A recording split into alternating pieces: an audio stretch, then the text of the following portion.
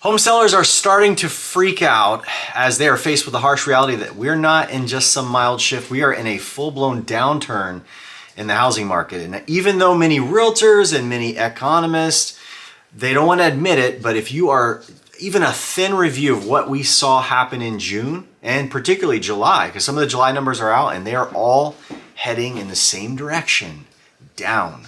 It's not a reason to freak out. But it is a reason for you to be on the lookout because, if you are going to be an investor in this particular market, there's plenty of opportunities to be had. I negotiated some deals in the last 30 days where I'm personally exposed to real estate, and I was blown away that those deals were taken. But let's talk about how the market really looks right now.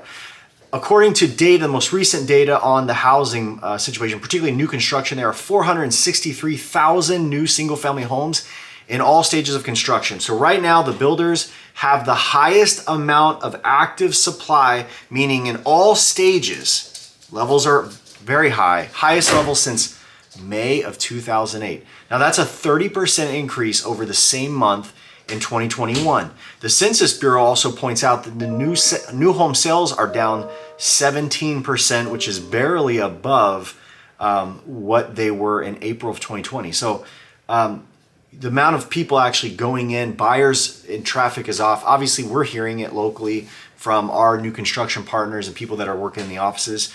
The buyers aren't showing up. So new home sales, according to Census Bureau, down 17%. This is really close to what it was April of 2020 when, if you remember, our country was pretty much locked down.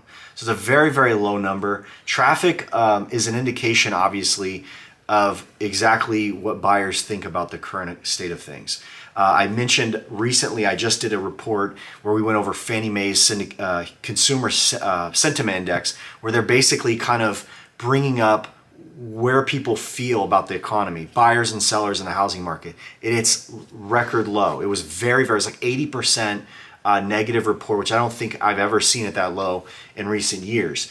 But as far as the traffic is concerned, you have situations where all across the country we're seeing stark numbers where active supply of homes hitting the market and active standing inventory of resale homes are now in many major markets double even what it was just a few months ago, earlier this year.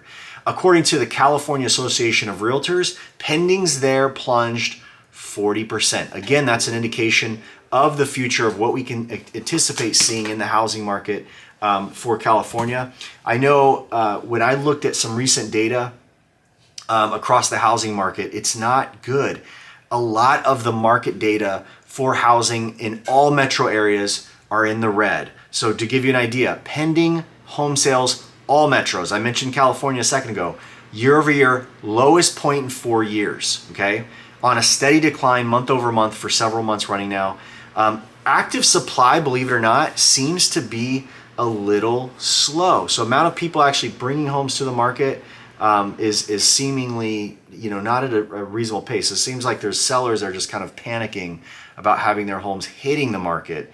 Homes with offers getting an offer inside of 2 weeks. So the pace of this multiple offer frenzy that we're seeing is at the lowest point in 3 years. Okay, so the lowest point in 3 years. There's one other year, I think it's 2019, where it was a little bit higher than it is now. But right now, the amount of, that velocity of putting a home on the market and seeing it move really quick.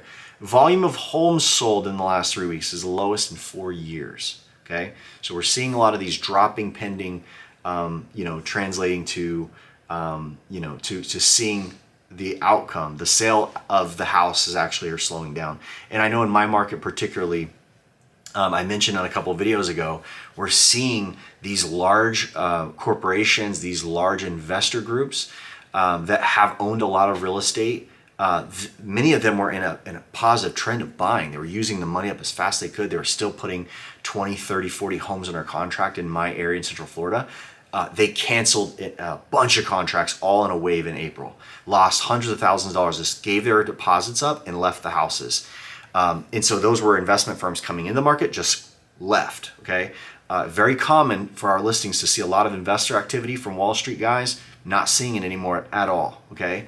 Additionally, I am personally buying a flip from one of those large companies that over 2012, 13, 14, all the way through 16, 17, beyond, were actually still buying large groups of homes that are all, when they see their lease terms come up, they're putting them on the market and selling them. So they have a lot of listings out there on the market now, which is really the crux of what I want to talk about. Is, for a long time, and I guess really in the better part of this year, most people have really not seen what's coming. They've really not made, there's like a normalcy bias, I think, in economists, realtors, professionals, that this isn't really going to be anything, okay? At first it was like, everything's doing fine. And you're like, if any of you were paying attention the past 10 years, and ultimately too, if you have a general grasp of economy, like, understanding economics, like you understand the idea of, equal and opposite effect. So if you have something pulling so far in one direction, many times real true economists and those that know are very concerned, right?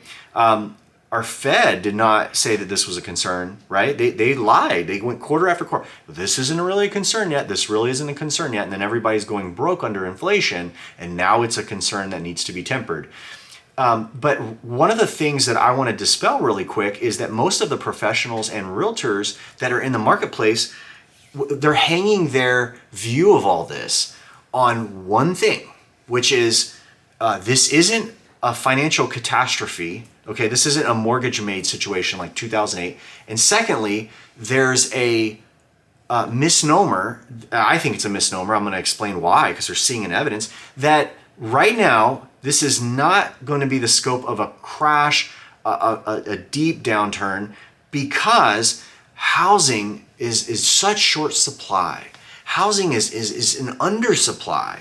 Like there's just not enough homes. Now, here's where, when people look over the past 10 years, they're trumpeting data from the Realtors Association, which NAR put out a report, a phrase, if you will, in a news post that said we're somewhere around 5 million homes short of what we need for the marketplace. Well, if that's true, so how many homes were bought just recently by Wall Street firms? You couple that with the last 2.5 years of record low interest rates. How many people bought an extra home, 2 or 3, that they do not occupy full time and they do not have a tenant in? Like, I know in my area, it happened a lot because I sold them to people, okay? So whenever you have a marketplace shifting, because let's just call it a shift meaning that the Fed is gonna raise interest rates, and as interest rates go up,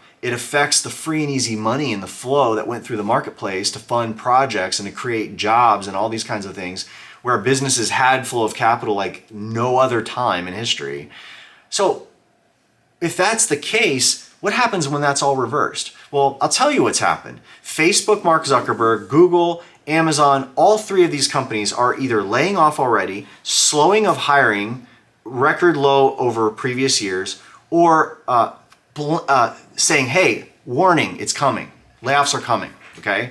Now, these are good barometers because this is going to be an indicator of what future spend looks like in the marketplace, right? If these companies are already there, then the rest of us that don't have the field of economists on our payroll should take notice, okay? So at the same time, you now have all these buyers, okay? So the claim is we do not have enough houses. So the claim is, if that's true, how do you explain no one's buying houses and at the same time, the rent growth is leveling off, okay? So at the same time, when no one's moving into housing, they have to go where? They have to rent, okay? So buyers are choosing not to buy because the price is untenable. It's not gonna happen. They don't wanna do it. They can't do it. Interest rates are too high. Then they shift to the rental market, and the rental market is starting to see, yes, it's on upward climb, but now it is experiencing a diminishing value of year-over-year price growth. Interesting, right?